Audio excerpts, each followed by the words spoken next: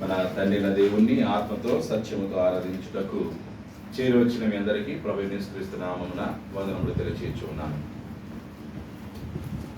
నేటి ఆదివార దినాన్ని దేవుడు మనకు అనుగ్రహించినందుకు మనం ఎంతో సంతోషముతో ఆనందంతో దేవుని సన్నిధానమునకు చేరి ఉన్నాము.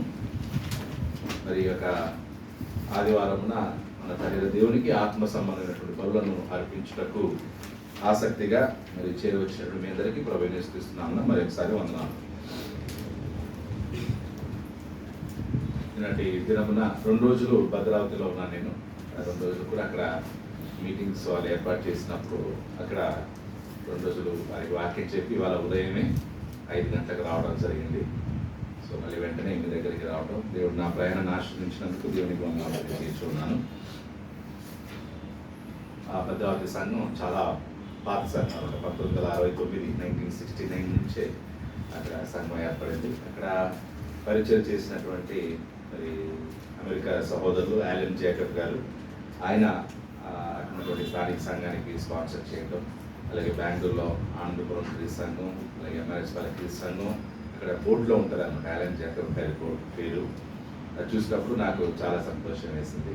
అంటే పూర్వీకులు పెద్దలు వాళ్ళు అనే ఆ టైంలో ఆ సమయంలో వారు జేకబ్ గారిని ఎన్నుకోవడం, జేకబ్ గారి ద్వారా పరిచయం చేయడం.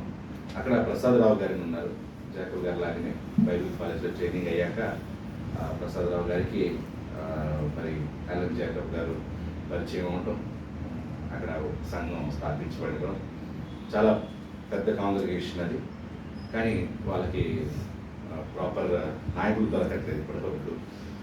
కానీ పెద్దలు వారు ఏవైతే ఫౌండేషన్ పునాది వేశారో దాని మీదనే వాళ్ళు కట్టబడుతూ దాన్ని కాపాడుకుంటూ వస్తూ ఉన్నారు. దీని చిత్తమైతే భవిష్యత్తులో మరి అదే వారికి చెప్పడం జరిగింది, మీరు రిజర్వ్గా ఉన్నారు, మీరు ఇంత పెద్ద కాంగ్రిగేషన్ ఉందన్న విషయం మా బెంగళూరులో ఉన్న స్థానిక సంఘాలకు తెలియదు. సో మీరు కూడా మమేకం అవ్వండి, కలవండి, రండి, తెలుసుకోండి అన్నప్పుడు వాళ్ళు పాజిటివ్గా స్పందించారు. సో దేవుని చిత్రం అయితే మనం కూడా ఒకసారి కేరపురం సంఘం భద్రపతికి వెళ్ళి వాళ్ళని దర్శించినట్టు ఉంటుంది. ఒక మీటింగ్ ఏర్పాటు చేస్తే మనం వెళ్ళి కలుసుకొని వారిని ప్రోత్సహించడం జరుగుతుంది. అలా బెంగళూరు ఉన్న కర్ణాటకలో ఉన్న సంఘాల మధ్య ఒక నెట్వర్క్, ఒక కనెక్షన్ ఉన్నట్లయితే కర్ణాటక రాష్ట్రంలో సువార్త ప్రకటించడానికి కానీ, సువార్తికుల్ని తయారు చేయడానికి కానీ, పంపడానికి కానీ అందరూ కలిసినప్పుడు అది గొప్ప బలాన్ని చేకూరుస్తుంది. ఐకమత్యమే మహాబలం అని అంటారు. సో కాబట్టి అందరూ కలిసి ఐకమత్యంగా ఉన్నప్పుడు అది బలం. అది బలహీనం ఎప్పుడు అవుతుందంటే స్వార్థం ప్రవేశించినప్పుడు అది బలహీనం అవుతుంది. బట్ వాస్తవానికి ఐకమత్యం ఎప్పుడు కూడా అది మహాబలం. సో కాబట్టి ఈరోజు సంఘాల్లో అందరూ ఐకమత్యంగా ఉండటం అది మహాబలం. అది దానివలన మనం ప్రతిదాన్ని కూడా సాధించగలం. ప్రకటన గ్రంథాన్ని మనం చదువుకుంటున్నాం. పోయిన వారం ప్రకటన గ్రంథం 1 నుండి 7 వచనాలు చదివాం కదా. 1వ ప్రకటన 9 చదివామా? ప్రకటన 1వ అధ్యాయం 1 నుండి 7 వచనాలు మనం చూసాం. అందులో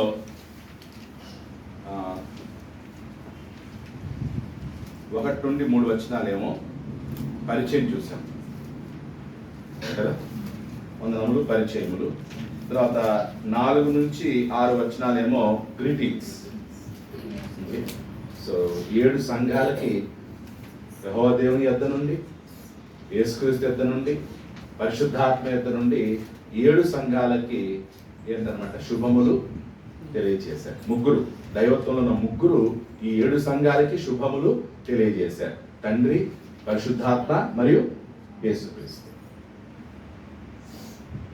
తర్వాత 7వ వచనం ఏంటన్నమాట? 7వ వచనం యేసుక్రీస్తు యొక్క 2వ రాకడను గురించిన ప్రకటన. 7వ వచనం. ఇప్పుడు 8వ వచనం అంటే అది మీరు రాస్తున్నారు కదా, సో నేను మళ్ళీ రిపీట్ చేయట్లేదు. 1వ అధ్యాయం 8వ వచనం. 1వ అధ్యాయం 8వ వచనం. ప్రకటన 1:8 రెవల్యూషన్. అది తెలుగులో ప్రకటన రెవల్యూషన్ తమిళ తెలుగులో வெளிப்படுத்தின విషయం. 1వ అధ్యాయం 8వ వచనం.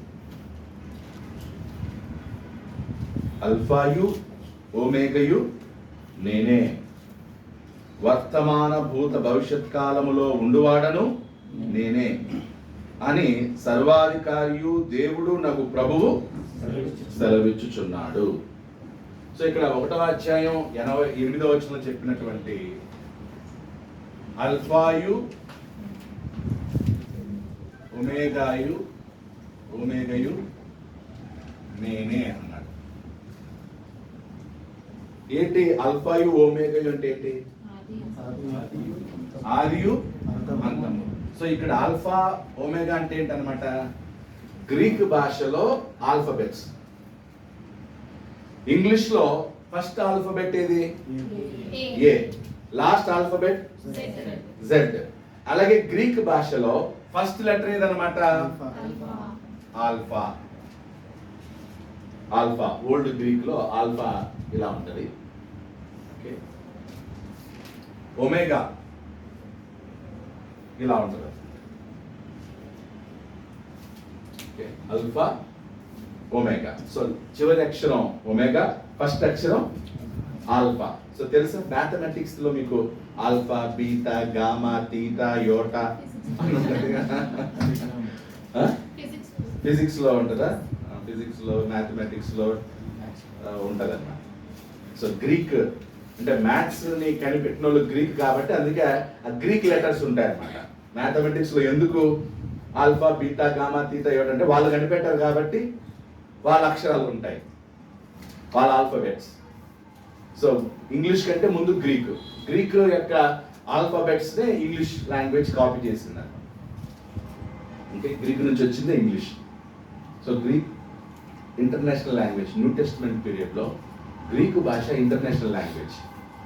సో అందుకే అక్కడ భాష ఉంది కాబట్టి ఆల్ఫాయు ఓమేగయు నేనే అన్నా. ఓకే, ఆదియు అంతం. తెలుగు ఆదియు అంతము అన్న. బిగినింగ్ నేనే, ఎండింగ్ నేనే.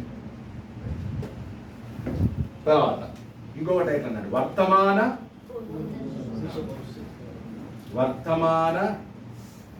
భూత భవిష్యత్ కాలములలో ఉండువాడు. వర్తమాన భూత భవిష్యత్ కాలములలో ఉండువాడను అన్నాడు. ఉండువాడను.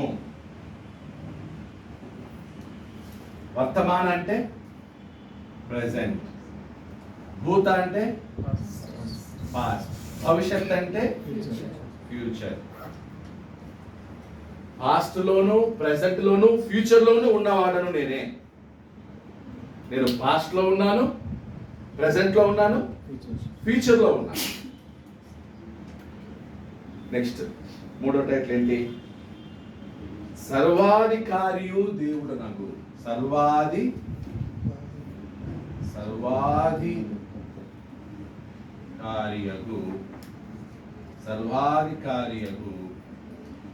దేవుడు. సర్వాధికారియు దేవుడు. సర్వాధికారి అంటే ఇంగ్లీష్ లో ఆల్ మైటీ అన్నారు. All mighty. సో ఇప్పుడు ఇక్కడ అల్ఫయు ఓమేగయు నేనే, వర్తమాన భూత భవిష్యత్ కాలములో ఉండువాడను నేనే అని సర్వాధికారియు దేవుడు నాకు ప్రభువు సెలవిచ్చుచున్నాడు. సో ఇప్పుడు ఇది ఎవరికి రెఫర్? ఇది ఎవరికి సంబంధించింది? యేసుక్రీస్తుకా, తండ్రి అయిన దేవునికా? ఎవరికి సంబంధించింది ఈ వచనం? తండ్రి యేసుక్రీస్తు? తండ్రికి. ఓకే, తండ్రి అయిన దేవుడు. తండ్రి అయిన దేవుడు. సో 1వ అధ్యాయం 8వ వచనం ఎవరి గురించి చెప్తుండేది? తండ్రి అయిన దేవుడు. సో తండ్రి అయిన దేవుడు ఎవరు? అల్ఫయు ఓమెగా. తండ్రి అయిన దేవుడు ఎవరు? వర్తమాన భూత భవిష్యత్ కాలంలో ఉండువాడు. తండ్రి అయిన దేవుడు సర్వాధికారి. కొంతమంది కన్ఫ్యూజన్ ఉంటుంది. ఏ వచనం యేసుక్రీస్తుకు సంబంధించింది, ఏ వచనం యెహోవా దేవునికి సంబంధించింది? కాబట్టి 1వ అధ్యాయం 8వ వచనం ఎవరికి సంబంధించింది అనమాట? తండ్రి అయిన దేవుడు యెహోవా దేవునికి సంబంధించింది. మరి యేసుక్రీస్తుకి సంబంధించింది వచనాలు కూడా చూద్దాం.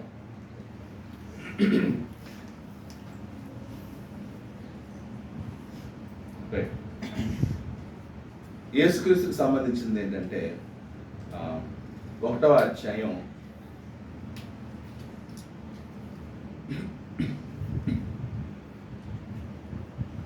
17. 1వ అధ్యాయం 17 వచ్చింది. నేను ఆయనను చూడగానే చచ్చిన వాని వలె ఆయన పాదముల యొద్ద పడితిని. ఆయన కుడి చేతిని నా మీద ఉంచి నాతో ఇట్లా నేను భయపడకుము, నేను మొదటివాడను కడపటివాడను జీవించువాడను. సో ఇక్కడ కూడా నేను మొదటివాడను కడపటివాడను. ఇది ఎవరికి సంబంధించింది? యేసుక్రీస్తుకి సంబంధించింది. ఇది ఎవరికి సంబంధించింది అనమాట. అలా ఎవరికి సంబంధించింది కరెక్ట్గా అప్లై చేస్తే కన్ఫ్యూజన్ ఉండదు. 18 వచ్చిన ఎందుకు? సో అక్కడ ఎవరు మాట్లాడుతున్నారు? యేసుక్రీస్తు మాట్లాడుతున్నాడు. నేను మొదటివాడను కడపటివాడను జీవించువాడను మృతుడనైతిని గాని ఇదిగో యుగయుగములు సజీవుడనై ఉన్నాను, మరియు మరణము యొక్క పాతాళ లోకము యొక్క తాళపు చెవులు నా స్వాధీనములో ఉన్నవి. సో కాబట్టి ఎవరన్నమాట ఇక్కడ మాట్లాడేది? యేసుక్రీస్తు. ఎందుకంటే మృతుడనైతిని గాని ఇదిగో యుగయుగములు సజీవుడనై ఉన్నాను. సో కాబట్టి అది యేసుక్రీస్తుకు సంబంధించింది. సో 1:18లో ఉన్న మొదటి వాడను కడపటి వాడను అనేది ఎవరికి సంబంధించింది అనమాట? యేసుక్రీస్తుకు సంబంధించింది. అలాగే 2:8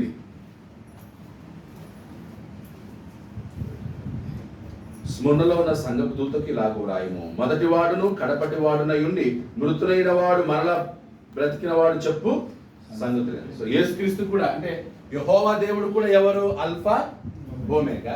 యేసుక్రీస్తు కూడా ఈ టైటిల్ యేసుక్రీస్తు కూడా వర్తిస్తుందా? వర్తిస్తుంది. అదే మనం చూస్తున్నాం. యేసుక్రీస్తు కూడా ఎవరు? Alpha omega. యేసుక్రీస్తు కూడా ఎవరు? ఆదియు అంతం. ఇద్దరు వారే, ఇద్దరికి ఆ టైటిల్ వర్తిస్తాయి. కాబట్టి యేసుక్రీస్తు దేవుడు అనే దానికి ఇదొక ప్రూఫ్. యెహోవా దేవుడు ఎలాగైతే ఆదియు అంతమునై ఉన్నాడో యేసుక్రీస్తు కూడా ఏమై ఉన్నాడు? ఆదియు అంతమునై ఉన్నాడు. ఆదియు అంతమునై ఉన్నవాడు ఎవరు మరి? దేవదూతనా దేవుడా? దేవుడు. తప్పుడు మీరు రాసుకోవచ్చు. 1:18లో ఆదియు అంతము నేనే. ఎవరది?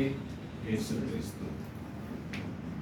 తర్వాత 2వ అధ్యాయం 8వ వచనంలో ఆదియు అంతము అన్నాడు కదా. ఇక్కడ మొదటి వాడను కడపటి వాడన్నాడు. మొదటి వాడను సేమ్ మీనింగే కదా. ఆది అంతం అన్నా, మొదటి వాడు కడపటి వాడన్నా, మొదటి వాడు కడపటి వాడు ఎవరన్నమాట? యేసుక్రీస్తే. తర్వాత 22:12-13 చూడండి. ప్రకటన 22:12-13.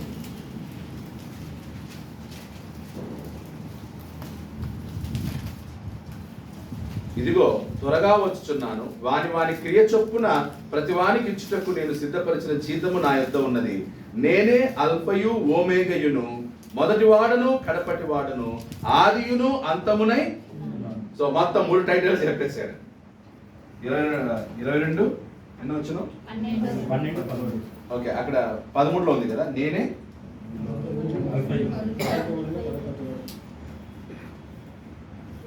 ఏమన్నాడు? నేనే అల్ఫయు ఓమేగయు. నేనే అల్ఫయు ఓమేగయు, మొదటి వాడను కడపటి వాడను. తర్వాత ఆదియు అంతమునై. ఆదియు అంతమునై. ఆదియు అంతం. సో 3 టైటిల్స్ ఎవరికనమాట? ఎవరు?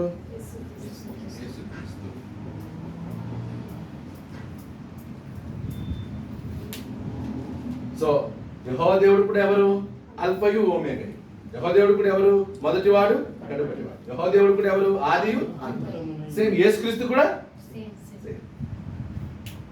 కాబట్టి యేసుక్రీస్తు దేవుడు అనే దానికి ప్రూఫ్ అని. కొంతమంది దేవుడు కాదంటున్నారు. దేవదూతల్లో ఒకడు యేసుక్రీస్తు,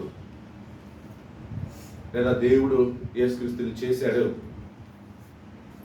దేవునితో సమానుడు. యేసుక్రీస్తు ఎవరన్నమాట? దేవునితో సమానుడు. అందుకే ఆది యందు వాక్యం ఉండెను, వాక్యము దేవుని యొద్ద ఉండెను, వాక్యము దేవుడై ఉండెను. సో కాబట్టి యేసుక్రీస్తు దేవుడు అనే దానికి, యేసుక్రీస్తుకి యెహోవా దేవునికి ఒకే టైటిల్ ఇవ్వడం జరిగింది. ప్రకటన గ్రంథంలో తండ్రి ఎక్కడెక్కడ ఉన్నాడో చూద్దాం. ఇప్పుడు యేసుక్రీస్తుకి సంబంధించిన ఏదో చూసాం, తర్వాత తండ్రికి సంబంధించిన టైటిల్స్ చూద్దాం. ఇప్పుడు సర్వాధికారి ఎవరు? తండ్రి. ఓకే, సర్వాధికారి ఎవరు?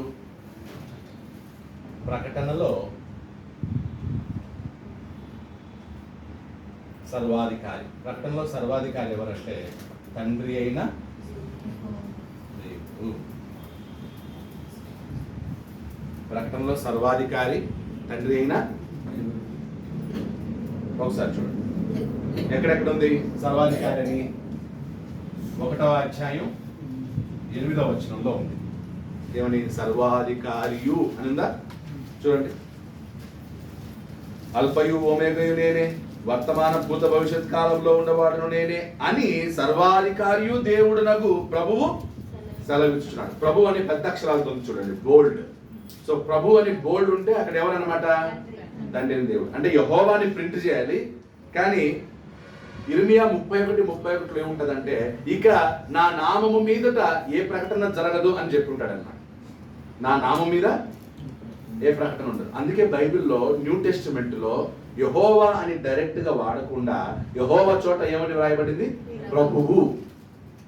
క్రొత్త నిబంధనలు ఎక్కడ కూడా యెహోవా అని రాయబడదు.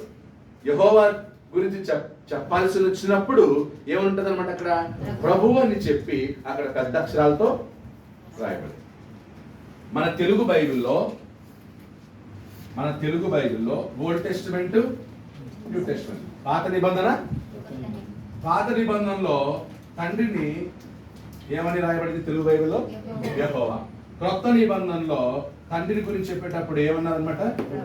ప్రభువు. ఎలా? బోల్డ్ అక్షరాలు. అదే ఇంగ్లీష్ బైబిల్లో ఇక్కడ లార్డ్ అని ఉంటది, ఇక్కడ లార్డ్ అని ఉంటది. ఇంగ్లీష్ బైబిల్లో యెహోవాని కూడా ఏమని పిలిచారు? ఇక్కడ లార్డ్. న్యూ టెస్టిమెంట్ లో చెప్పేటప్పుడు కూడా యెహోవా దేవుని ఏమన్నారు? లార్డ్. యేసుక్రీస్తు గురించి చెప్పేటప్పుడు కూడా ఏమన్నారు? ఎందుకు ఇంగ్లీష్ బైబిల్ మీరు చదివితే అక్కడ కొంచెం కన్ఫ్యూజన్ అవుతుంది. పాత నిబంధనలో లార్డ్, కొత్త నిబంధనలో అన్ని చోట్ల. అందుకు చాలా మంది ఏమనుకుంటారంటే యేసుక్రీస్తే లార్డ్, కాబట్టి పాత నిబంధనలో ఉన్న లార్డ్ కూడా ఎవరు? యేసుక్రీస్తే. కొత్త నిబంధనలో లార్డ్ ఎవరు?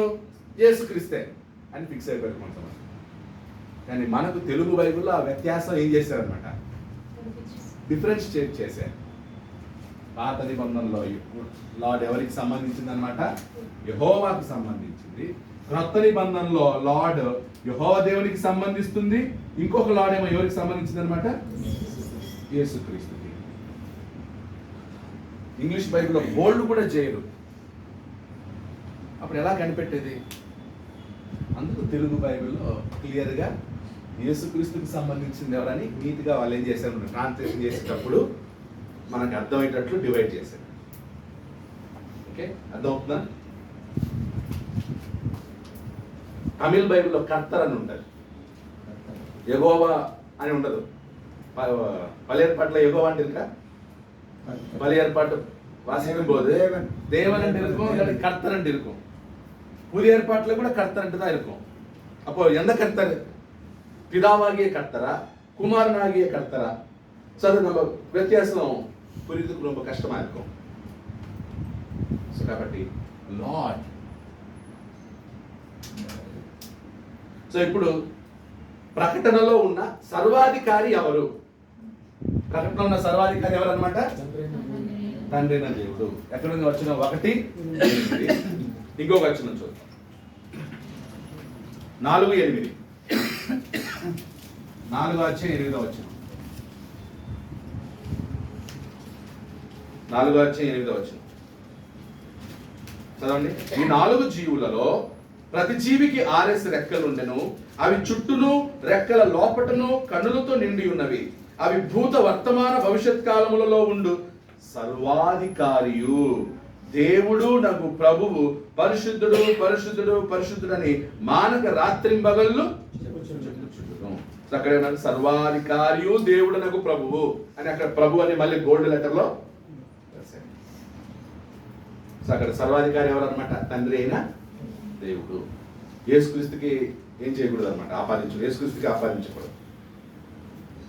నెక్స్ట్ 11, 16 నుంచి 17 ప్రకటనలోనే 11వ అధ్యాయం 16, 17.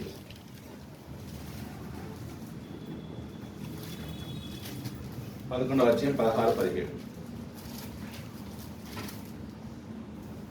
అంతటా దేవుని ఎదుట సింహాసనాసీనులకు ఆ 24 పెద్దలు సాష్టాంగపడి దేవునికి నమస్కారం చేసి, వర్తమాన భూత కాలములలో ఉండు దేవుడవైన ప్రభువా, సర్వాధికారి, నీవు నీ మహాఫలమును స్వీకరించి ఏలుచున్నావు గనుక మేము నీకు కృతజ్ఞతాస్తుతులు.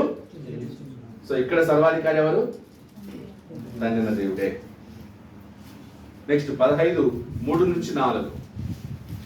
15, 3. సో ఈ వచనాల దగ్గర అంతా కూడా మీరేం చేసుకోవాలి? తండ్రి అని రాసుకోవచ్చు. 15, 3 నుంచి 4 చదవండి. ప్రభువా, దేవా, సర్వాధికారి, నీ క్రియలు ఘనమైనవి, ఆశ్చర్యమైనవి. ప్రభువా, దేవా, సర్వాధికారి, నీ క్రియలు ఘనమైనవి, ఆశ్చర్యమైనవి. యుగములకు రాజా, నీ మార్గములు న్యాయములను సత్యములు ఉన్నవి. ప్రభువా. సో ఇది తండ్రికి సంబంధించింది అన్నమాట. అంటే ఏ వచనాలు తండ్రికి సంబంధించింది, ఏ వచనాలు యేసుక్రీస్తుకు సంబంధించిందనే డిఫరెన్షియేషన్ చేయగలగాలి. ఆ జ్ఞానం ఉండాలి. కొంతమంది అన్ని వచనాలు తండ్రికి అప్లై చేస్తారు, కొన్ని వచనాలు అన్ని వచనాల్ని ఎవరికి అప్లై చేస్తారు. ఏ వచనం ఎవరికి, ఏ టైటిల్ ఎవరికి, అక్కడ ఎవరు ఉద్దేశించబడుతున్నారు అనేది తెలియాలి. 16వ అధ్యాయం 7వ వచనం. 16వ అధ్యాయం ప్రకటన 16, 7 మరియు 14. 16వ అధ్యాయం 7వ వచనం. అందుకు, అవును ప్రభువా, దేవా, సర్వాధికారి, నీ తీర్పులు సత్యములు న్యాయములనై ఉన్నవి. బలిపీఠము చెప్పుట. ప్రభువా, దేవా, సర్వాధికారి మెన్షన్ చేస్తున్నా. 14. అవి సూచనలు చేయునట్టి దయ్యముల ఆత్మలే. అవి సర్వాధికారి అయిన దేవుని మహాదినమున జరుగు యుద్ధమునకు లోకమంతటా ఉన్న రాజులను పోగు చేయవాలని వారి ఎద్దుకు బయలువెళ్ళి. సో అక్కడ చెప్పబడిన సర్వాధికారి అయిన దేవుడు ఎవరన్నమాట? తండ్రి. నెక్స్ట్ 19వ అధ్యాయం 6వ వచనం. ఫాలో అవుతున్నారా? 19:6 చదవండి. అప్పుడు గొప్ప జన సమూహపు శబ్దమును, విస్తారమైన జనముల శబ్దమును, బలమైన ఉరుములు శబ్దమును పోలిన ఒక స్వరము సర్వాధికారియు ప్రభువునగు మన దేవుడు ఏలుచున్నాడు. ఓకే, సో అక్కడ కూడా ఏముంది? సర్వాది తండ్రికి సంబంధించి. నెక్స్ట్ 15 అదే 19వ అధ్యాయం 15వ వచనం. జనములను కొట్టుటకైన నోట నుండి వాడిగల ఖడ్గము బయలు వెడలుచున్నది. ఆయన ఇరుపదండముతో వారిని ఏలును. ఆయనే సర్వాధికారియగు దేవుని తీక్షణమైన ఉగ్రత అను మద్యపు తొట్టి త్రొక్కును. సర్వాధికారి అయిన దేవుడు ఎవరు? నెక్స్ట్ 21, 22. 21, 22. దానిలో ఏ దేవాలయంలో నాకు కనబడలేదు. సర్వాధికారి అయిన దేవుడగు ప్రభువును గొర్రెపిల్లయు దానికి దేవాలయమై ఉన్నారు. సర్వాధికారి అయిన దేవుడు నాకు ప్రభువు గొర్రెపిల్ల. సో గొర్రెపిల్ల ఎవరు? యేసుక్రీస్తు. 2 కొరింథీ 6:18 కూడా తండ్రి అయిన దేవుడిని సర్వాధికారి అని సంబోధించడం జరిగింది. 2 కొరింథీ 6:18.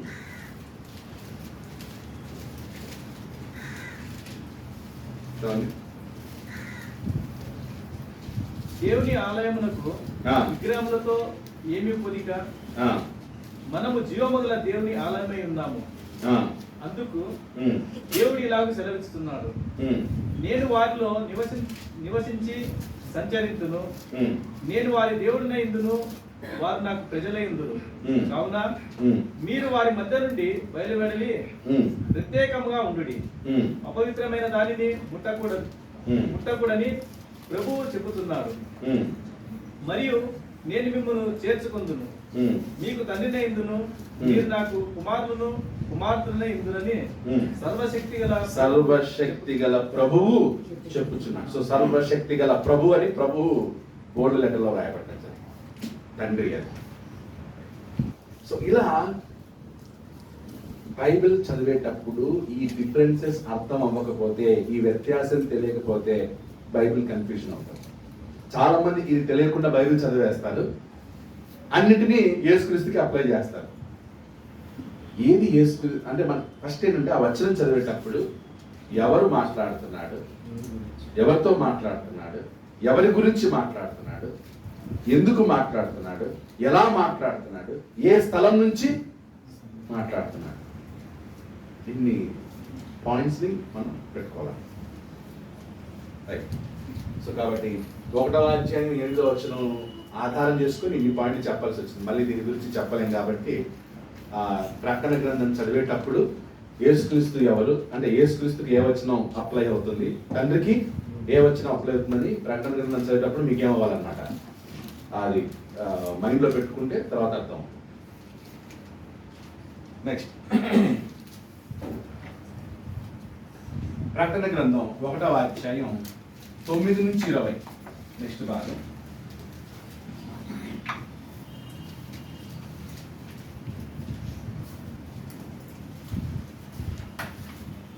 ఏముంది? 1వ అధ్యాయం 9 నుండి 20. ఏమని టైటిల్ రాసుకుంటారంటే vision of the son of man. Vision of the son of man. Son of man అంటే ఎవరు? యేసుక్రీస్తు. సన్ ఆఫ్ గాడ్ అంటే ఎవరు? యేసుక్రీస్తు. సన్ ఆఫ్ గాడ్ అంటే ఎవరు? అది యేసుక్రీస్తే. యేసుక్రీస్తు మనుష్య కుమారుడు, దేవుని కుమారుడు. ఆయన ఎప్పుడైతే శరీరం ధరించుకొని భూమి మీదకి వచ్చాడో అప్పుడు ఆయన ఎవరు అనమాట? మనుష్య కుమారుడు, దేవుని కుమారుడు. యేసుక్రీస్తు ఎవరు? మనుష్య కుమారుడు. యేసుక్రీస్తు ఎవరు? దేవుని కుమారుడు. రెండు అప్లై అవుతాయి ఆయనకే. రైట్. అదవుతున్నా ప్రవచనాల్లో ఆయన మనుష్య కుమారుడు అని చెప్పబడడం జరిగింది. కానీ మనం మనుష్య కుమారుడు ఆయనే, దేవుని కుమారుడు ఆయనే. అందుకే the son of vision of sun of man, మనుష్య కుమారుని యొక్క దర్శనము అని రాస్తుంది తెలుగు. మనుష్య కుమారుని యొక్క దర్శనము.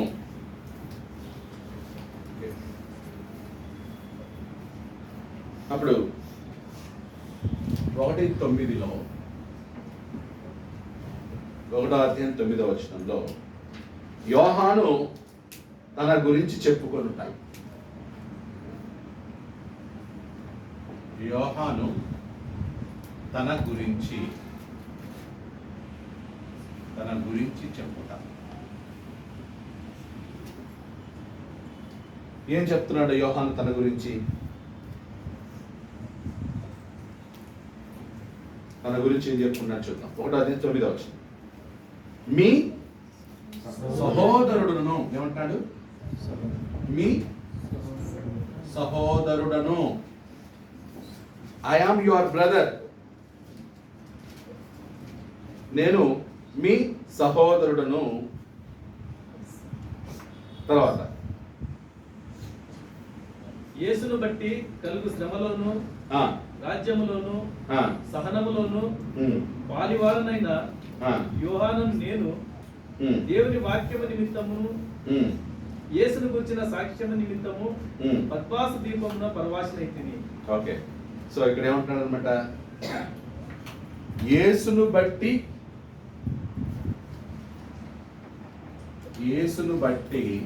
ఆ, శ్రమ, కలుగు శ్రమలోను ఆ, యేసును బట్టి కలుగు శ్రమలోను, రాజ్యములోను ఆ, రాజ్యములోను రాజ్యములోను సహనములోను పాలివాడునైన యెహోవాను నేను. సహనములో పాలివాడను, కంపానియన్, పాలివాడను. యేసును బట్టి నాకు కలిగిన శ్రమలోను, యేసును బట్టి ఆయన రాజ్యములోను, యేసును బట్టి సహనములోను నేను ఎవరిని? పాలివాడను, కంపానియన్. అంటే అప్పుడు యోహాన్ ఎక్కడున్నాడు?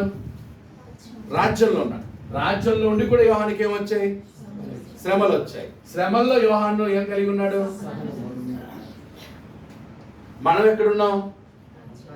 రాజ్యంలో ఉన్నాం. మనకు కూడా ఏమొస్తున్నాయి? శ్రమలు వస్తున్నాయి. కానీ మనకేం లేదు, అంతే. యేసుక్రీస్తు యొక్క శిష్యుడికి కూడా ఏమొచ్చాయి అన్నమాట? రాజ్యంలో ఉండి శ్రమలు వచ్చాయి. ఆ శ్రమల్లో ఏముండాలి? సహనం ఉండాలి. ఇప్పుడు యోహాన్ అంటున్నాడు, నేను దేంట్లో పాలివాడనై ఉన్నాను? శ్రమల్లో. ఆ శ్రమలు ఎవరిని బట్టి వచ్చాయి? నాకు.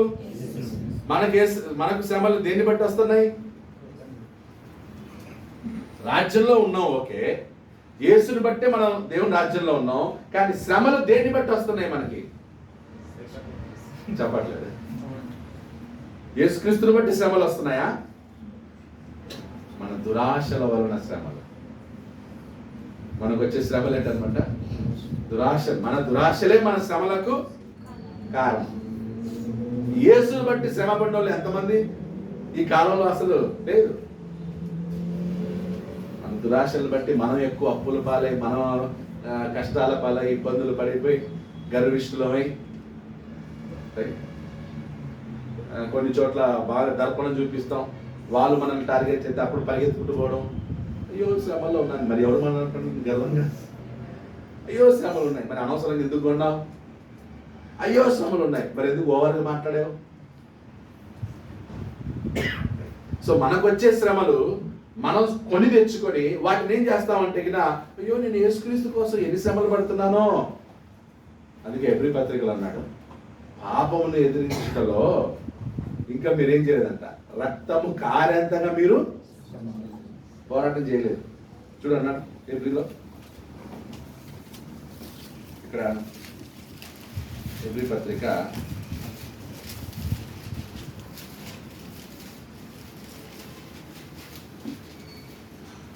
12:4. మీరు పాపముతో పోరాటంలో రక్తం కారణంగా ఇంకా దానిని ఎదిరింపలేదు. మీరు పాపముతో పోరాడుటలో రక్తము కారణంతగా ఇంకా దానిని ఎదిరింపలేదు. కానీ యోహాను రక్తం కారి పద్మాసు ద్వీపంలో బందీగా ఉన్నాడు. ఎవరిని బట్టి? యేసు శిష్యులందరూ ఏదో విధంగా చంపబడ్డారు, రక్తం కార్చేవాళ్ళు. పేతుర్ని భయంకరంగా సిలువ వేసినట్టు చరిత్ర చెప్తుంది, పౌలుని భయంకరంగా సిలువ వేసినట్టు చరిత్ర చెప్తుంది. అందరూ రక్తం కార్చినాడు. స్టెఫెన్ రక్తం కార్చినాడు, రాళ్ళతో కొట్టి ఏం చేశారు? స్టెఫెన్ రక్తం కార్చాడు. మనం రక్తం కారుస్తున్నామా? రక్తం కారేంతగా శ్రమలు వస్తున్నాయా? రక్తం కారేంతగా పాపాన్ని ఎదురిస్తున్నావా?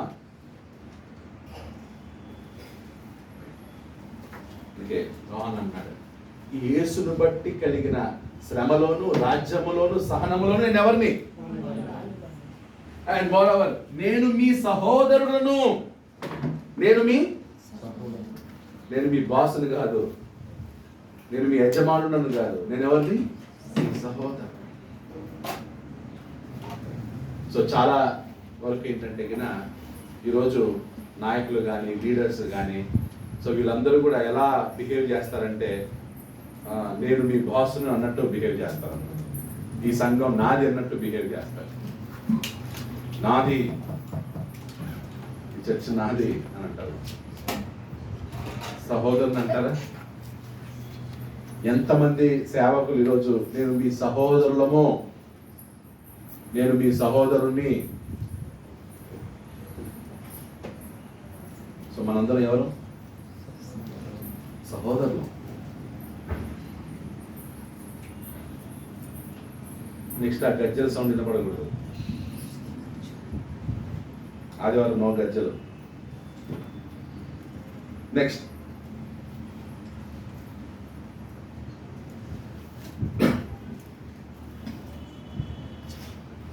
ఈ 3 పాయింట్లు కూడా చాలా మీనింగ్ ఉన్నాయి ఇందులో.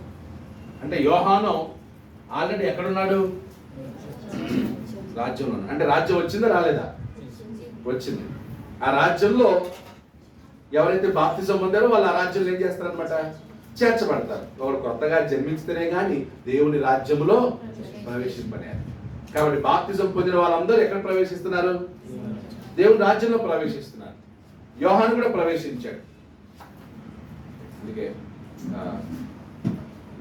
కొలస్సీ పత్రిక 1:13లో ఆయన అంధకార సంబంధమైన అధికారంలో నుండి మనల్ని విడుదల చేసి తాను ప్రేమించిన తన కుమారుని యొక్క రాజ్య నివాసులుగా చేసెను అనే వచనం ఉంటుంది.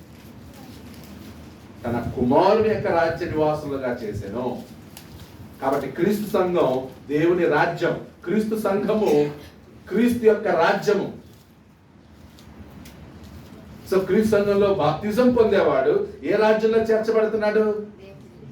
క్రీస్తు రాజ్యంలో చేర్చబడుతున్నాడు. ఎందుకు క్రీస్తు సంఘం విశేషమైందంటే ఆ క్రీస్తు సంఘము దేవుడి యొక్క రాజ్యం, క్రీస్తు పరిపాలన. క్రీస్తు పరిపాలన. మీరు ఈ అవగాహన లేని వాళ్ళకి వెళ్ళిపోయి పాస్టర్ అడిగారు అనుకోండి, పాస్టర్ మీ చర్చ దేవుని రాజ్యం అంటే ఏమంటాడు? అవును మాది దేవుని రాజ్యం అంటాడా? తెలియదు. రాజ్యం యొక్క నాలెడ్జ్ తెలియదు. చాలా మంది పాస్టర్కి తెలియదు. మీరు ఎవరైనా అడగండి కావాలంటే పోయి, పాస్టర్ గారు మన చర్చ్ క్రీస్తు రాజ్యం, దేవుని రాజ్యమేనా? మనం ఎక్కడున్నా చర్చిలో ఉన్నావా, రాజ్యంలో ఉన్నావా? చాలా మందికి తెలియదు. ఏదో చర్చికి వెళ్తున్నారు, దేవుని ఆరాధిస్తున్నారు, వెళ్ళిపోతున్నారు. రాజ్యం, ఆ రాజ్యంలో మనం ఉన్నాం. యోహాను కూడా అదే అంటారు, రాజ్యములో.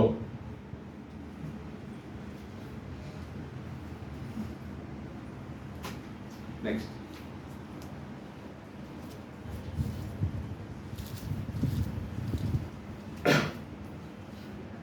ఎక్కడి నుంచి రాస్తున్నాడు? పద్మాసు ద్వీపమున ఏమైనా నేను పరవాసినైతిని. పద్మాసు ద్వీపము యేసుక్రీస్తును బట్టి నేనేమైనా ఓకే దేవుని వాక్యము నిమిత్తము, యేసును గూర్చిన సాక్ష్యము నిమిత్తము పద్మాసు ద్వీపమున ఏమయ్యాను? దేవుని వాక్యం నిమిత్తం,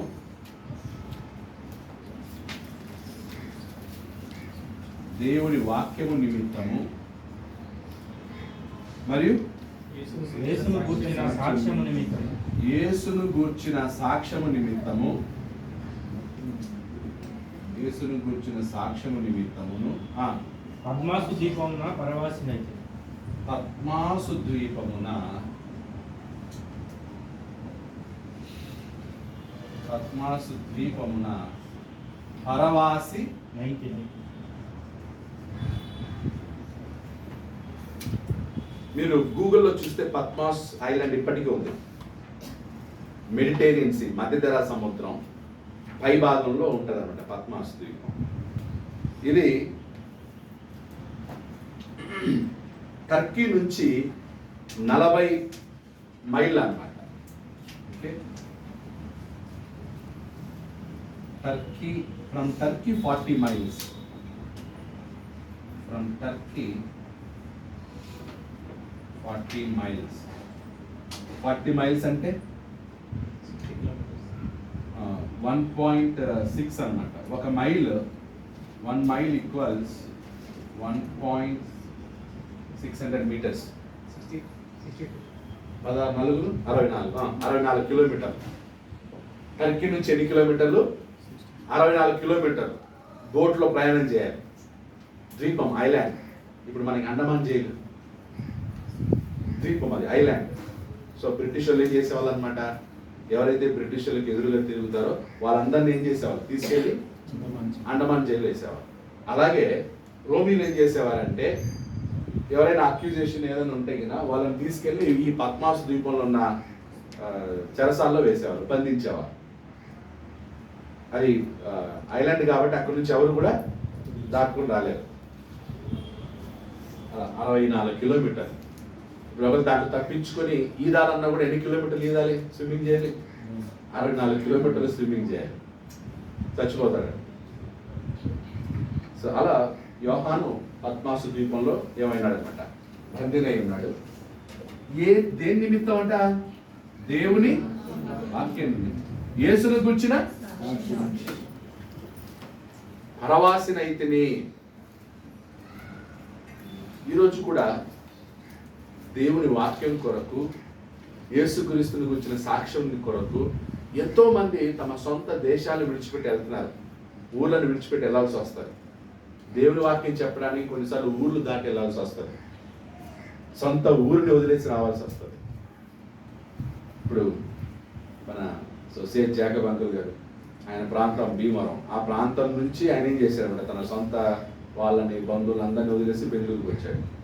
భాష కానీ, సొంత భాష కానీ కన్నడ, ఇక్కడికి వచ్చి తెలుగు వాళ్ళ మధ్యలో పనిచేసి వాక్యం, అంటే ఆయన ఎందుకు వచ్చాడంటే వాక్య నిమిత్తం వచ్చాడు. అలా తమిళనాడులో, ఆంధ్రాలో, కర్ణాటకలో చాలా మంది సేవకులు వాళ్ళ సొంత ప్రదేశాన్ని, సొంత ఊరిని, సొంత బంధువుల్ని విడిచిపెట్టి వాక్యం కోసం వెళ్ళినటువంటి వాళ్ళు చాలా మంది. కానీ యోహాను కేవలం ప్రయాణం చేయలేదు. యోహాను పరవాసైంది కేవలం వాక్యం ప్రకటించడం కొరకు కాదు, వాక్యం ప్రకటిస్తున్నందుకు వెళ్ళాడు అనమాట. యేసుక్రీస్తుని గురించి సాక్ష్యం చెప్తున్నందుకు వెళ్ళాడు. మనకు శ్రమ లేకపోయినా అట్లీస్ట్ వెళ్ళాల్సి వస్తుంది. ఒకవేళ దేవుడి వాక్యం చెప్పడానికి వెళ్ళాల్సి వస్తే వెళ్ళాలి, వేరే ఊర్లోకి వెళ్ళాలి. నేను సార్ మీ ఇద్దరికే ఒకవేళ దగ్గరలో ఎక్కడైనా వాక్యం చెప్పి రావాలంటే వెళ్ళాలి. నేను అయ్యో 40 కిలోమీటర్ల ఎవరు పోతారు, అంత దూరం ఉందా, ఎవరు వెళ్తారు? టీచర్లు ఎప్పుడు లేజీగా ఉండకూడదు, సువార్థికులు లేజీగా ఉండకూడదు. కొన్నిసార్లు నేను ఆంధ్ర సువార్థికులు వచ్చినప్పుడు వీళ్ళందరూ ఈ అక్కడెక్కడే ఉన్నారు, ఈస్ట్ గోదావరి, వెస్ట్ గోదావరి ఆన్నే ఉన్నారు, ఈ రాయలసీమ ఏరియా ఇటువైపు రావచ్చు కదా, మీరు ఒకే స్టేట్ కదా, వచ్చి ఎక్కడ సువార్త లేదో, ఎక్కడ సంఘాలు లేవో అక్కడికి వచ్చి పని చేయొచ్చు కదా. మేము రాం, మేము మా ఏరియాలోనే ఉంటాం, మా ఏరియాలో ఉన్న ప్రీచర్ చచ్చిపోయిన తర్వాత మేము ప్రీచర్ అవుతాం. అంటే ఆ సీనియర్ ప్రీచర్ చనిపోయిన వరకు వీడు అక్కడే కూర్చుంటాడు, ఆయన చనిపోయిన తర్వాత ఈయన ప్రీచర్ అవుతాడు. లేదా ఆ చర్చిలోనే ఉండి ఆ ప్రీచర్ మీద ఏమేమో నెపాలు చేసి ఆయన తరమడం, వీడు ప్రీచర్ అవ్వడం.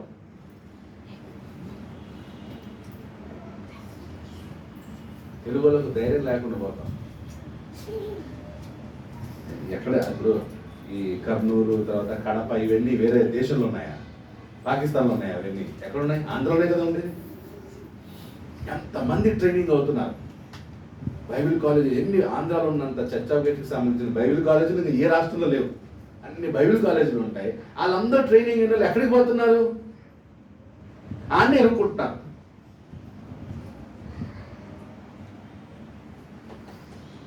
సో మీ ఇద్దరు కేరపురం చర్చ్ కోసం ట్రైనింగ్ అవ్వట్లే, ఈయన ఇరుక్కొని, ఈయన ఇద్దరు ఇరుక్కొని ఏం చెప్తాను ట్రైనింగ్ వరకు ఓకే, ప్రాక్టికల్ ట్రైనింగ్ మీకు దొరుకుతుంది. ఆ తర్వాత మీరు వేరే ప్లేసెస్కి వెళ్ళడం, మూవ్ అవ్వటం. లోపల మీరు ఒక్కొక్కరు ఇద్దరు, నేను ఎలా మిమ్మల్ని ఇద్దరిని ట్రై చేస్తాను, తయారు చేశాను, ఇంకొక 5 years మీరు ఒక్కొక్క ఇద్దరిని తయారు చేసుకున్నాను అనుకో, టీం రెడీ చేసుకోవాలి, ఒక్కొక్కరు ప్లేసెస్కి వెళ్ళాలి. సో ఫ్యూచర్లో కర్ణాటకలో ఈ రాయలసీమ రీజియన్లో మనం తెలుగు ఉంది, మనకి కన్నడ ఉంది, 2 లాంగ్వేజెస్ ఉన్నాయి కాబట్టి ఈ రీజియన్స్ని ఫోకస్ చేస్తూ మనం స్వార్థను ప్రకటించాం. దాని క్యారపురం చర్చ్, ఇంకో చర్చ్ ముందుకు వచ్చినట్లయితే ప్రవాసులు అవ్వడం. నెక్స్ట్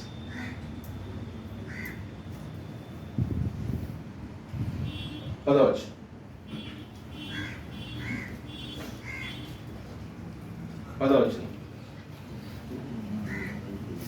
చదవండి. ప్రభు దినమందు ఆత్మవశుడనై ఉండగా బూరధ్వని వంటి గొప్ప స్వరము నువ్వు చూచుతున్నది పుస్తకములో రాసి ఎఫెసును, సుమ్మ, పెర్గము, థుతైర, సార్డిస్, ఫిలదెల్ఫియు, లవోదికయు అను 7 సంఘములకు పంపమని చెప్పుట నా వెనుక వింటిని. ఓకే, సో ఏ రోజు దర్శనం వచ్చింది? ఇది యోహానికి ఏ రోజు దర్శనం వచ్చింది? ప్రభు దినమందు, అంటే ఆదివారం. ప్రభు దినమందు అనగా ఆదివారమున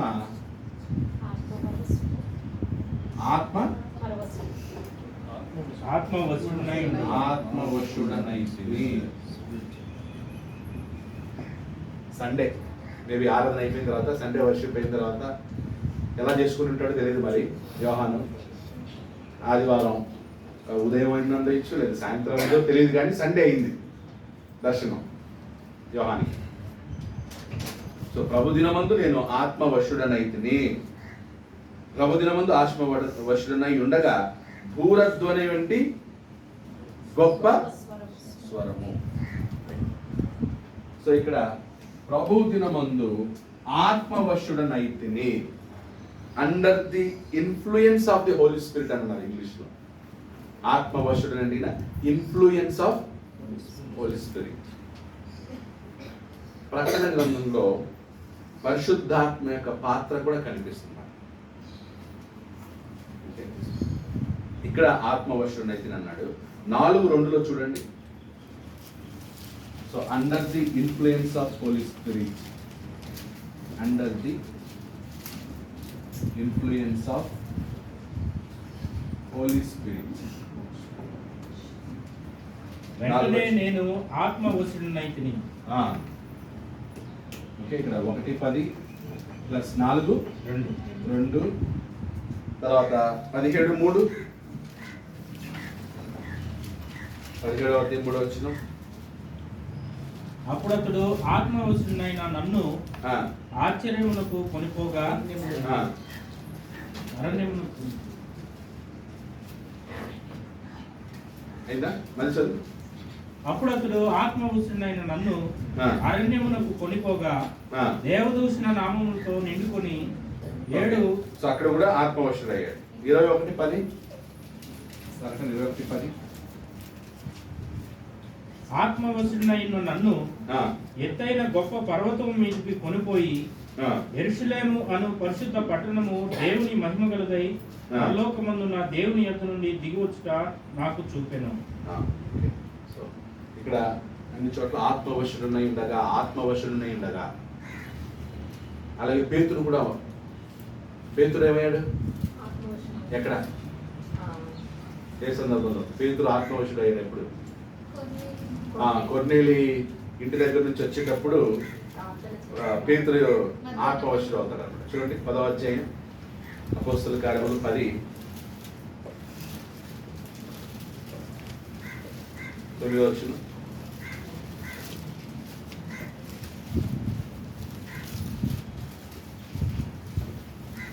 చదవండి.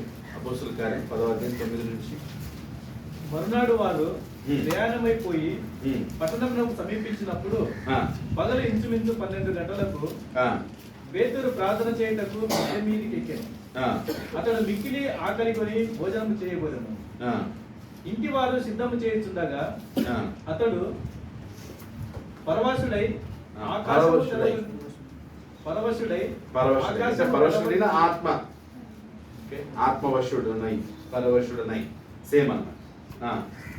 ఆకాశము తెరవబట్టయు 4 చెంగుల పట్టి దింపబడిన పెద్ద దుప్పటి వంటి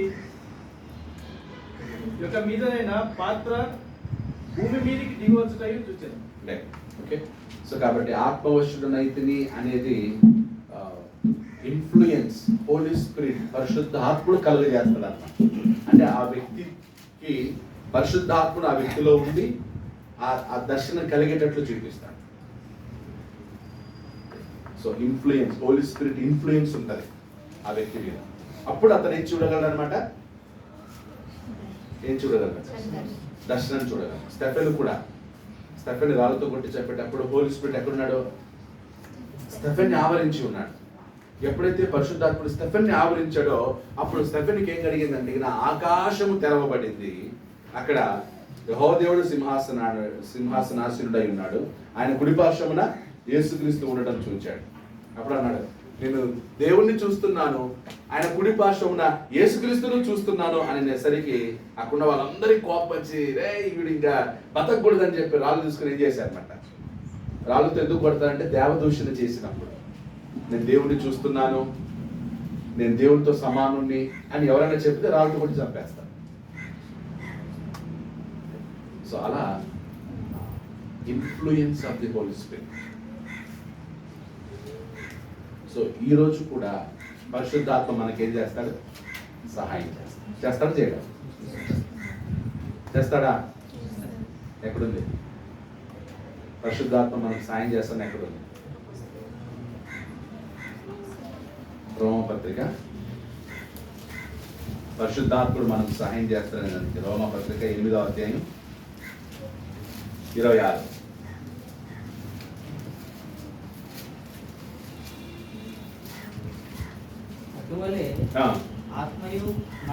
అటువలే ఆత్మయు మన బలహీనతను చూచి సహాయము చేయుచున్నాడు.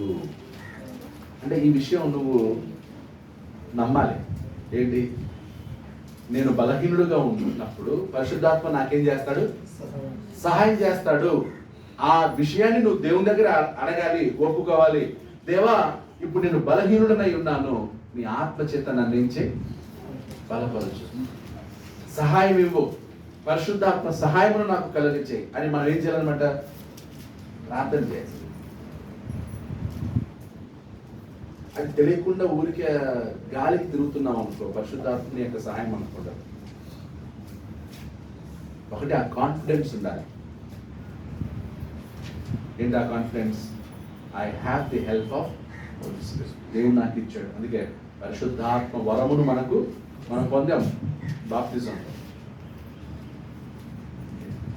ఇప్పుడు మనం ఎవడెన్నో శ్రమలో ఉన్నట్లయితే వాడు ఏం చేయాలి?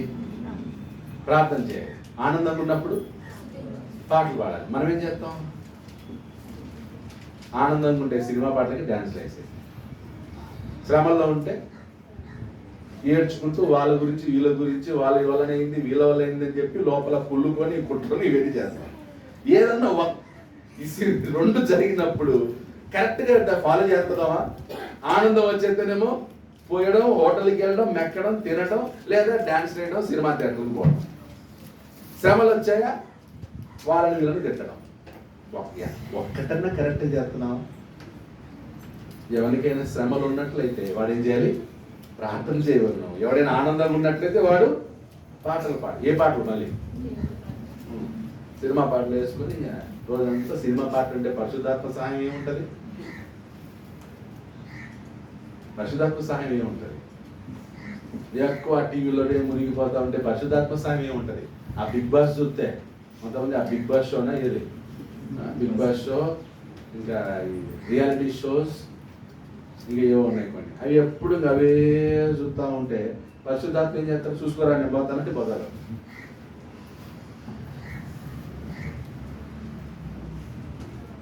ఆ ఇన్ఫ్లుయెన్స్ ఉండాలి. ఆ ఇన్ఫ్లుయెన్స్ నీ మీద ఉండాలి. ఇప్పుడు మీ మీద ఎంతవరకు ఇన్ఫ్లుయెన్స్ ఉందో తెలియదు. వాక్యం యొక్క ఇన్ఫ్లుయెన్స్ ఎంత ఉందో ఎంత ఉంది మీ మీద వాక్యం యొక్క ఇన్ఫ్లుయెన్స్? ఎంత ఉంది సంఘం యొక్క ఇన్ఫ్లుయెన్స్? దేవుడి ఇన్ఫ్లుయెన్స్ ఎంత ఉంది మీ మీద? స్టేజ్ మీద మాట్లాడడం కాదు, ఇక్కడికి వచ్చేస్తే మాత్రం అందరినీ తిట్టుబడేయడమే. ఆ ఇన్ఫ్లుయెన్స్ మాత్రం బలం ఉంది కదా. ఇంకొకరిని విమర్శించడంలో ఇన్ఫ్లుయెన్స్ కాదు, ఇంకొకరిని తిట్టడంలో ఇన్ఫ్లుయెన్స్ కాదు. మన ఎదుటిన్నవాడు మిస్టేక్, వాడి బలహీనతను చూసి మనం దూషించడం కాదు. Influence of Holi Spirit, influence of word of God.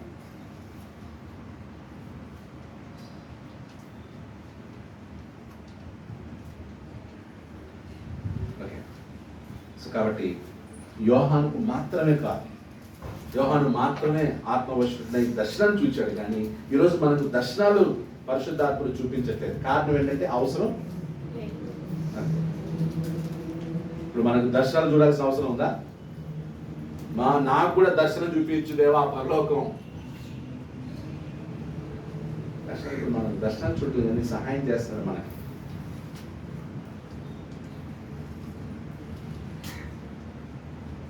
Right. ప్రభు దినమందు ఆత్మవశుడై ఉండగా భూరధ్వని వంటి గొప్ప స్వరము. స్వరం ఎలా ఉందంట? భూరధ్వని వంటి గొప్ప స్వరము, a loud voice as of a trumpet. 4:1 కూడా ఉంది. 4:1 చూడండి. ఈ సంగతులు జరిగిన తర్వాత నేను చూడగా అదిగో పరలోకమందు ఒక తలుపు తెరవబడి ఉండెను, మరియు నేను మొదట వినిన స్వరము భూరధ్వని వలె నాతో మాట్లాడగా వింటిని. మొదట విన్న స్వరం అంటే ఇక్కడ 1వ అధ్యాయం 11లో మొదట విన్నాడు ఆ స్వరం, మళ్ళీ 4వ అధ్యాయంలో మళ్ళీ ఆ స్వరం వింటున్నాడు అనమాట. భూరధ్వని వంటి స్వరము. ఆ భూరధ్వని స్వరం ఏమి వినిపించింది? నీవు చూచుచున్నది పుస్తకములో వ్రాసి. నీవు చూచుచున్న దాన్ని పుస్తకంలో వ్రాసి. నువ్వు ఏమైతే చూస్తున్నావో దాన్ని పుస్తకంలో వ్రాయి. రైట్.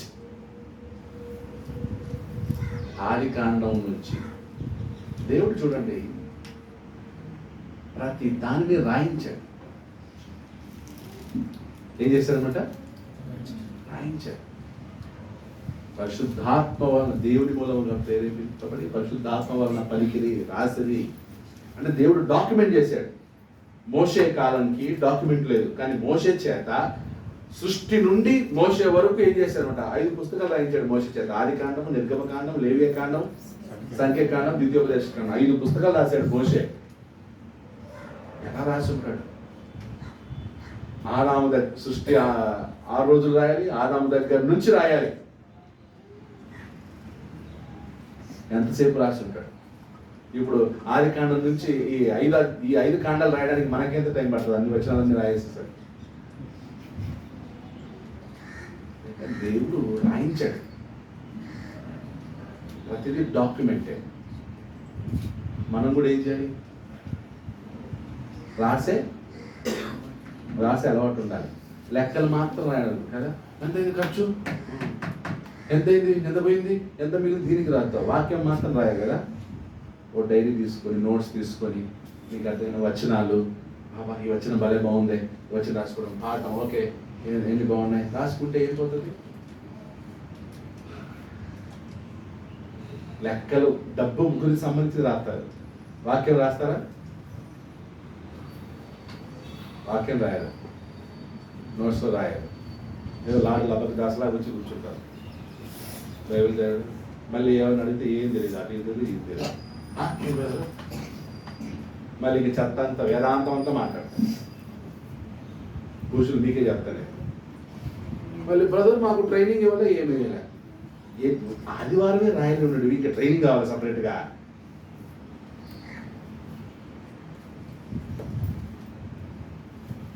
పాట ఇంత నీట్గా బోర్డు మీద రాకపోతే దాన్ని రాయలేదు, మళ్ళీ సపరేట్ ట్రైనింగ్ కావాలి. మాకు ట్రైనింగ్ ఇవ్వండి బ్రదర్. మరి ఆదివారం చేస్తుంది ఏంటి? బైబిల్ ట్రైనింగ్లో కూడా ఇంత డీటెయిల్గా చెప్పారు. వాళ్ళని అడిగి చూడండి, వాళ్ళిద్దరు వాళ్ళు బైబిల్ ట్రైనింగ్ అవుతున్నారు కదా, ఈ ఎక్స్ప్లెనేషన్ వస్తుంది, వాళ్ళని అడగండి. బైబిల్ ట్రైనింగ్లో చెప్పని దానికంటే ఎక్కువ ఎక్స్ప్లెనేషన్ చేస్తున్నాను మీకు. ఒక్కొక్క వచనం రాయాలి. రాసే అలవాటు ఉండాలి, పిల్లలకి అలవాటు చేయాలి. తండ్రి రాస్తే కొడుకు రాస్తాడు, తండ్రి రాయకపోతే కొడుకు రాస్తాడా? మరి ఇప్పుడు తల్లిదండ్రులు ఏం చేయాలి? మీరు రాయాలి. మీరు రాస్తే మీ పిల్లలు చూసి, ఓ మా నాన్న రాస్తున్నాడు నోట్స్, ఆదివారం ప్రసంగం మా నాన్న రాస్తాడు కాబట్టి నేను కూడా రాస్తాను. వాడు చూస్తాడు, నువ్వు రాస్తే చూస్తాడు వాడు, ఏం రాస్తాడు మా నాన్న, ఓ అంకుల్ గారు వాక్యం చెప్పేటప్పుడు మా నాన్న రాసుకుంటున్నాడు, నేను కూడా రాస్తానని రాస్తాడు వాడు.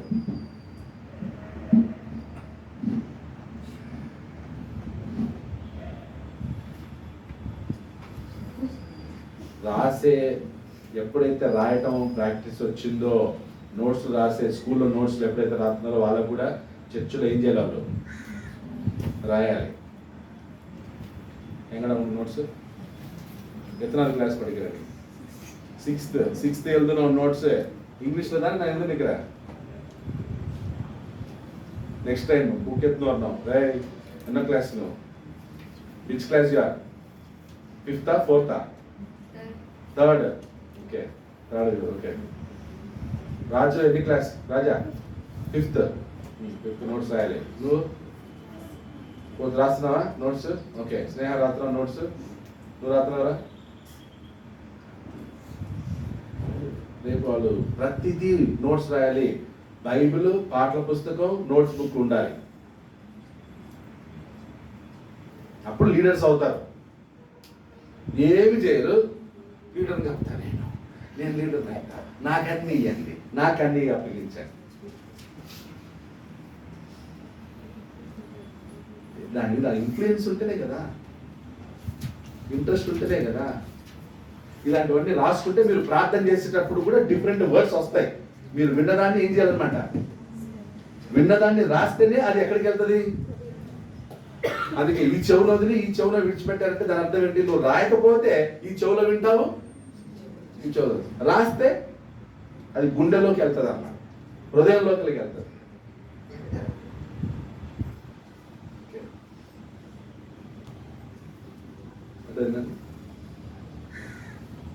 కాబట్టి ఇక్కడ రాయి, యోహాను నువ్వు చూస్తున్న దాన్ని ఏం చేయి? రాయి. రాసి ఏం చేయి? నీవు చూస్తున్నది పుస్తకంలో రాసి ఎఫెసు, స్మర్ణ, పెర్గము, తుయతైరా, సార్దీస్, ఫిలదెల్ఫియా, లవదొకయ అని 7 సంఘములకు పంపమని చెప్పుట నా వెనుక వీటిని. 7 సంఘాలకి రాసి పంపు అంటున్నాడు. ఏం రాశాడో, ఎందుకు రాయాల్సి వచ్చింది అనే దాన్ని నెక్స్ట్ భాగంలో చూద్దాం. ఓకే. సో మీరు ఎన్ని విషయాలు ఈరోజు అది చదివేటప్పుడు దాన్ని ప్రజెంట్ మన లైఫ్కి వాటిని ఏం చేసుకోవాలి? అప్లై చేసుకోవాలి. ఓకే. సో మనకులాగానే యోహానికి శ్రమలు వచ్చాయి. మనకులాగానే యోహాన్ ఎక్కడున్నాడు? రాజ్యంలో ఉన్నాడు. రాజ్యంలో ఉన్న యోహానికి శ్రమలు వచ్చాయి. శ్రమలు వచ్చినప్పుడు సో మనం కూడా ఏం చేయాలి? శ్రమలు వచ్చినప్పుడు మనం ఎలా ఉండాలి? సహనంతో ఉండాలి. అది తప్ప ఏదో పిచ్చి పట్టట్టు ఆడకూడదు. శ్రమలు వచ్చిన సహనం, కూల్, కామ్గా ఉండాలి. దేవుడు దాన్ని ఆ శ్రమల నుంచి తప్పిస్తాడు. చాలా ప్రకటన గ్రంథం చదివేటప్పుడు మన లైఫ్ కూడా అక్కడ కనిపిస్తుంది. మన లైఫ్లో అప్లై చేసుకోవాల్సిన ప్రిన్సిపల్స్ కూడా మనకు చాలా వచ్చేవారు మిగతా బాగా ఆలోచన అందరికీ.